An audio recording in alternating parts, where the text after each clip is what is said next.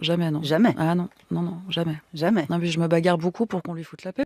À 41 ans, Laura Smet brise enfin le silence sur Laetitia Hallyday. Pendant des années, un silence pesant a entouré l'une des affaires familiales les plus médiatisées de France.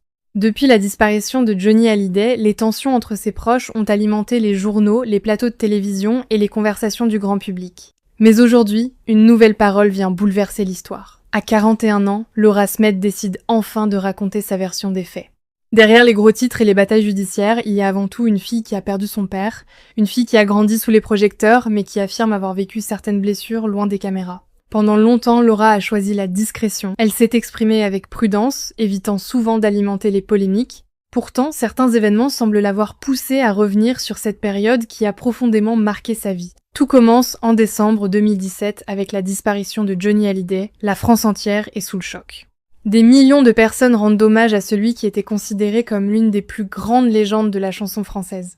Mais quelques semaines plus tard, une autre histoire commence à faire les gros titres, celle de l'héritage. Selon les documents révélés à l'époque, un testament rédigé en Californie désignerait Laetitia Hallyday comme unique héritière de l'ensemble du patrimoine de Johnny. Laura Smet et son frère David Hallyday découvrent alors qu'ils ne figureraient pas parmi les bénéficiaires directs de cet héritage, une révélation qui provoque un véritable séisme médiatique. Rapidement, une bataille judiciaire s'engage. D'un côté, Laura et David contestent la validité du testament. De l'autre, Laetitia défend la volonté de son mari. Les avocats s'affrontent. Les déclarations se multiplient. Chaque nouvelle audience devient un événement suivi par toute la presse. Mais derrière cette guerre juridique, Laura affirme aujourd'hui que l'enjeu n'était pas uniquement financier. Selon elle, il s'agissait avant tout d'une question de reconnaissance et de respect. Dans plusieurs prises de parole publiques au fil des années, elle a expliqué avoir ressenti une profonde douleur en découvrant les conditions du testament.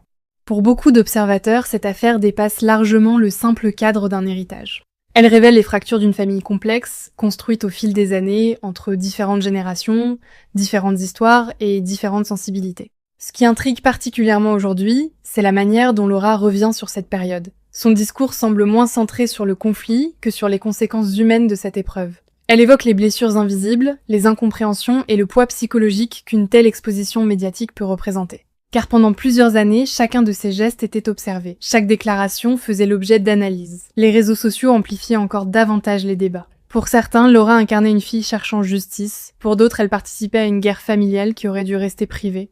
Avec le recul, elle semble vouloir reprendre le contrôle de son propre récit. Non pas pour relancer les tensions, mais pour expliquer ce qu'elle a vécu de l'intérieur. Cette nuance est importante.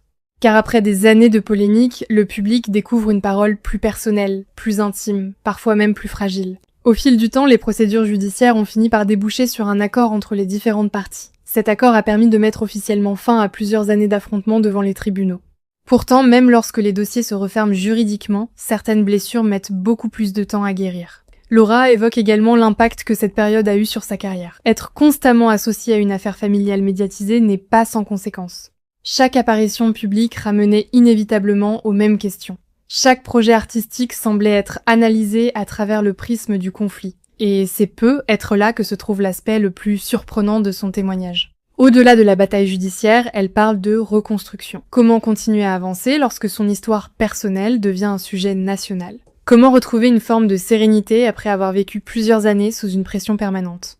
Aujourd'hui, Laura semble vouloir tourner une page sans pour autant oublier le passé. Plusieurs observateurs notent que son approche a évolué. Là où dominaient autrefois les déclarations liées aux procédures en cours, apparaissent désormais des réflexions plus larges sur la famille, le deuil et la transmission. Un autre élément attire particulièrement l'attention, ce projet de film évoqué dans plusieurs médias. Bien que les détails restent encore limités, certains estiment qu'il pourrait raviver l'intérêt autour de cette histoire familiale. D'autres y voient simplement une nouvelle étape dans le parcours artistique de Laura. Quelle que soit l'interprétation, une chose semble certaine. Le nom Hallyday continue de susciter une fascination exceptionnelle auprès du public français.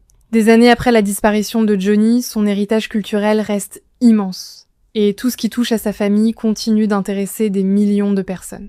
Mais au fond, pourquoi cette histoire captive-t-elle autant ?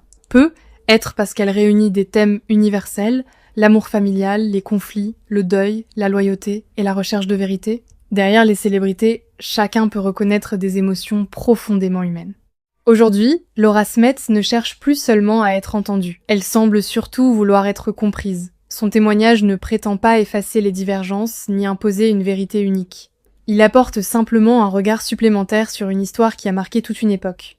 Et c'est précisément ce qui rend cette prise de parole si particulière.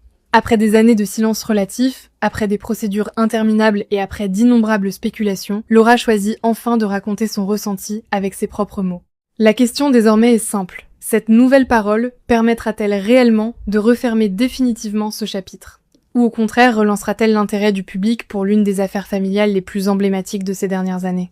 Une chose est sûre, même près d'une décennie après les premiers rebondissements, l'histoire continue de fasciner. Parce qu'au-delà des héritages, des tribunaux et des gros titres, elle raconte avant tout le parcours d'une famille confrontée à la perte, aux divisions et à la difficile quête d'apaisement.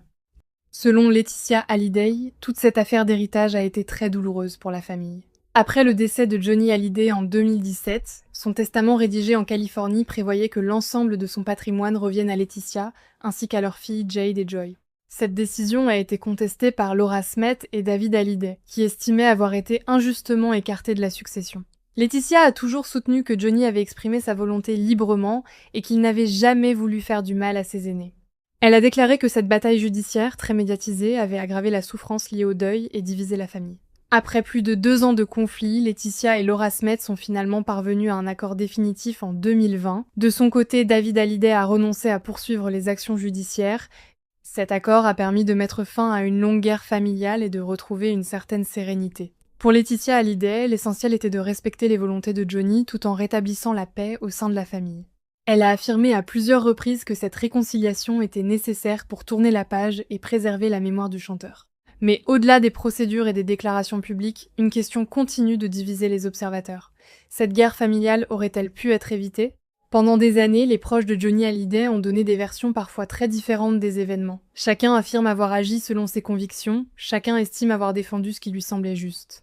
Pourtant, cette situation a laissé derrière elle une impression durable de fracture au sein d'une famille qui, autrefois, apparaissait unie lors des grands événements publics. Pour Laura Smet, cette période semble avoir marqué un véritable tournant. Beaucoup remarquent qu'elle est devenue plus discrète, plus sélective dans ses apparitions médiatiques et davantage concentrée sur ses projets personnels. Comme si cette épreuve l'avait poussée à redéfinir ses priorités. Certains spécialistes des médias soulignent également que cette affaire a profondément changé l'image du clan Hallyday aux yeux du public. Pendant longtemps, Johnny représentait un symbole de rassemblement. Après sa disparition, les révélations successives ont montré une réalité beaucoup plus complexe, faite de désaccords, de blessures anciennes et de relations parfois difficiles. Malgré tout, plusieurs signes laissent penser qu'un certain apaisement s'est installé au fil des années. Les affrontements judiciaires ne font plus la une de l'actualité comme auparavant. Les protagonistes semblent désormais privilégier leurs projets respectifs plutôt que les confrontations publiques. Mais lorsqu'une histoire a autant marqué les esprits, il est difficile de tourner complètement la page.